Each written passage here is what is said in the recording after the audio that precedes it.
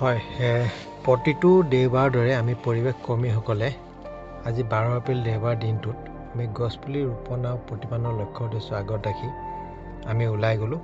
আজি দিনটো বৰষুণ, তাৰ মাজতো আমি সুবিধা বুজি ওলাই গ'লোঁ। ওলাই গৈ আমি পোনপ্ৰথমে তিনিচুকীয়া চিকিৎসা মহাবিদ্যালয়ত উপস্থিত হওঁ আৰু মোৰ লগত একেলগে আমি ওলাই যাওঁ আমাৰ পৰিৱেশ সুৰক্ষা সমিতি জিলা সাংস্কৃতিক সম্পাদক বিজয় মল্লিক ডাঙৰীয়া আৰু আমাৰ তিনিচুকীয়া জিলা প্ৰচাৰ সম্পাদক তথা সাংবাদিক অজয় শৰ্মা ডাঙৰীয়া। আমি তিনিওজন একেলগে ওলাই যাওঁ আৰু ওলাই গৈ আমি তিনিচুকীয়া চিকিৎসা মহাবিদ্যালয়ত উপস্থিত হওঁ।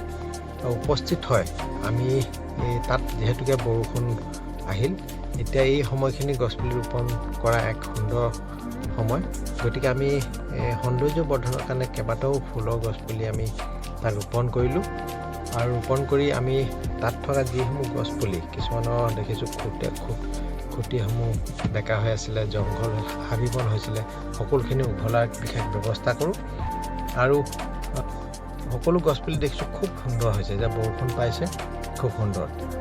মাজতে প্ৰায় 4 মাহ বৰষুণ নাছিলে, 4 মাহতকৈ অধিক দিন। তেতিয়া আমি বহুত আমাৰ পৰিৱেশ কৰ্মীসকলে একেলগে মিলি বহুত কষ্টৰে পানী দিয়াৰ বিশেষ ব্যৱস্থা কৰিছিলোঁ। গতিকে এতিয়া বৰষুণৰ সময় আমি এক বিশেষ কাৰ্যসূচী অহা দেওবাৰে খুব কেইবাটাও পুলি প্ৰায় 100ৰো বা 200ৰো অধিক গছপুলি আমি ৰোপণ কৰাৰ বিশেষ ব্যৱস্থা কৰিম। সকলোখিনি গছপুলি আৰু লগতে চাহৰ কাৰণেও ব্যৱস্থা কৰিম, কাৰণ চাহৰ কাৰণে আমি ইতিমধ্যে প্ৰায় তিনিচুকীয়া চিকিৎসা মহাবিদ্যালয়ত 600ৰো অধিক গছপুলি ৰোপণ কৰা হৈছে। গতিকে সেই পুলিসমূহ ডাঙৰ হৈছে, তাৰ প্ৰতিপালন কৰি আমি ডাঙৰ কৰিম। আৰু যিসমূহ পুলি মৰিছে, কিছুমান ধৰক পোক পতংগৰ পৰা আদি কৰি কিছুমান বিশেষ কাৰণত মৰাৰ কাৰণে আমি তাত পুলিসমূহ ৰোপণৰ বিশেষ ব্যৱস্থা কৰিম।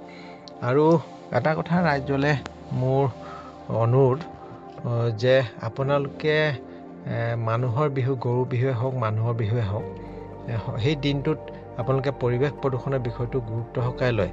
আপোনালোকে যাতে একোটাকৈ গছপুলি ৰোপণ কৰে আৰু ৰোপণ কৰি তাক প্ৰতিপালন কৰি এজোপা বৃহৎ গছৰ ৰূপ দি পৰিৱেশ প্ৰদূষণ নিয়ন্ত্ৰণৰ ক্ষেত্ৰত যাতে সহায়ক হয়। আৰু শেষত সকলোলৈ ৰঙালী বিহুৰ, আমাৰ বাপতিসাহোন ৰঙালী বিহুৰ আন্তৰিক শুভেচ্ছা জ্ঞাপন কৰিছোঁ। সকলোৱে শান্তিৰে থাকক, সুখেৰে থাকক। আপোনালোকৰ সকলো দুখ যাতে নতুন বছৰত সকলো শেষ হয়, আনন্দৰ দিন আপোনালোকৰ জীৱনলৈ ঘূৰি আহক। গতিকে আমি এইবাৰ আমাৰ হিয়াৰ আমঠু, আমাৰ অমৃত কণ্ঠ, আমাৰ প্ৰিয় যিজন আমাৰ গায়ক, আমাৰ শিল্পী জুবিন গাৰ্গৰ অভাৱত আমি এই ৰঙালী বিহু পালন কৰিব লাগিব।